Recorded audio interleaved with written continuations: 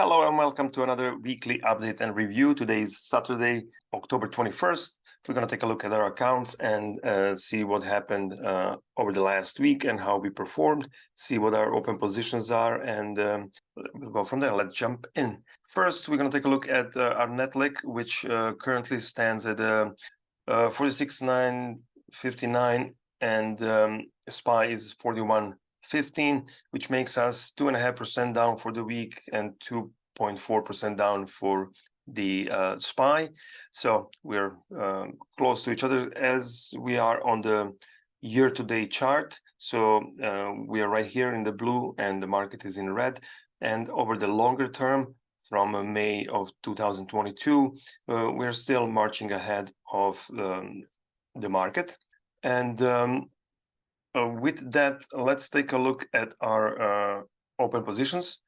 So obviously, as you know, this week market was going down steadily last 3 days. And last night I made a video, opened a new trade and closed one small SPY put debit spread for a little bit of profit.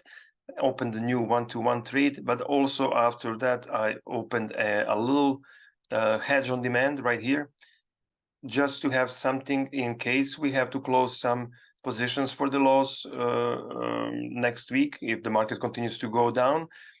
We just want to make sure that we have an opportunity to try and mitigate some of those losses with the hedge on demand. And the hedge on demand is right here. It's this put debit spread 60 days out, and it's showing just a little bit of profit from last night.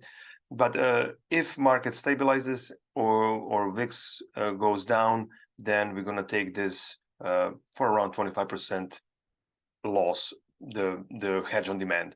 I had a video on specifically on hedge on demand. You can find it on my channel. So if you want to take a look at that, you're welcome. And on the 1-to-1s, we have 2 expirations currently going on. And some of the trades are broken between the 2 expirations, and some of them are just in one. And the older ones are right here. And we have, let me just see, this is number 7, 8. So these put debit spreads go with the naked puts right here.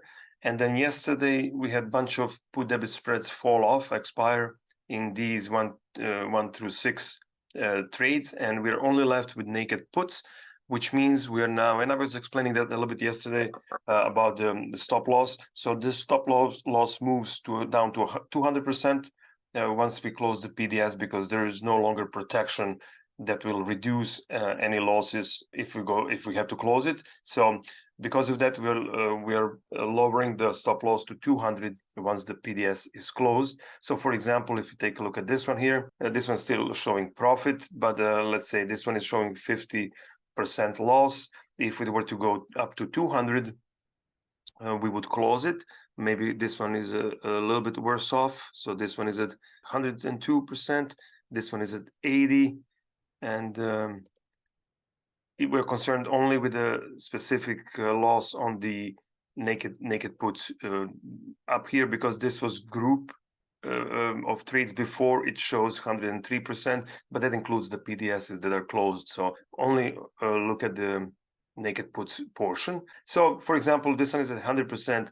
If the market goes down and we have to close it, we would like to be able to perhaps recuperate some of that cost. It's not necessary, because our system is designed to take stop loss at 200%, so and still show positive expectancy. But if we can lessen that loss, that's always welcome. So we put on a little hedge on demand, and we can then maybe close that one for some profit if we have to close these for loss. But we'll see what happens with that. The first line of defense is roll them a little bit down, if down and out in time, if it comes to 30 delta before reaching 200%. But that's on that.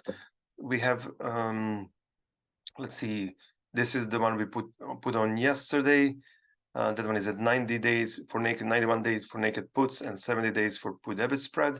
A couple of days before that. So we put 3 new trades last week. our net lick is down, but just keep in mind that this is, and I'll show you here, even though our net lick is down, and that's normal. The net lick will fluctuate up and down with the positions showing profit or loss. But the important thing, at the end of the day, it's the closed and realized profits and loss that are counted. And so far, we didn't have to close any here, even though some of these trades are being a little bit challenged. Nothing is closed for the loss. So we are in a good position that if the market slows down, maybe reverses or temporarily, or slows down with a decline and VIX reduces, we're in a good position to recuperate some of this quickly, because we are loaded with a positive delta. But we don't want to count on that. We don't hope that's not a good strategy. I'm just saying what would happen if the market reverses, but that's not our plan. Is to be ready for either direction, and that's why we put on the hedge on demand, so that we are ready if the market continues to slide down. We can then potentially put another hedge on demand on and try to mitigate more losses if needed. I think let me see. The Greeks, when I took them yesterday at some point, okay, this is wrong, 98. They were showing here 21 trades open, and buying power 36.10, so which is perfectly fine given the VIX level, and our deltas are high. But I was explaining yesterday, I'm not going to be paying too much attention to delta, portfolio delta, as that would prevent me from putting the trades on when it's really most advantageous to put them on, and I wouldn't be able to scatter them properly around different expirations. So as far as theta and delta are concerned, we monitor them, but we're not going to be making tons of decisions based on that.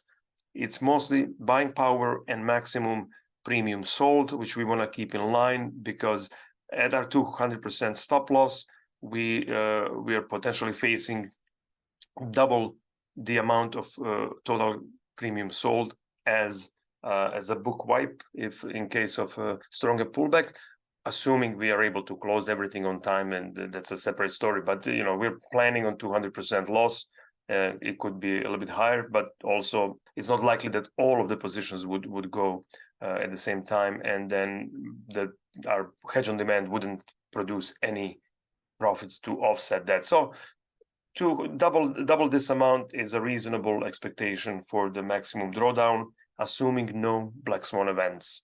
With that, I wish you all a great weekend, and if you like the video, please like it, subscribe it, and I'll see you next week. Thank you.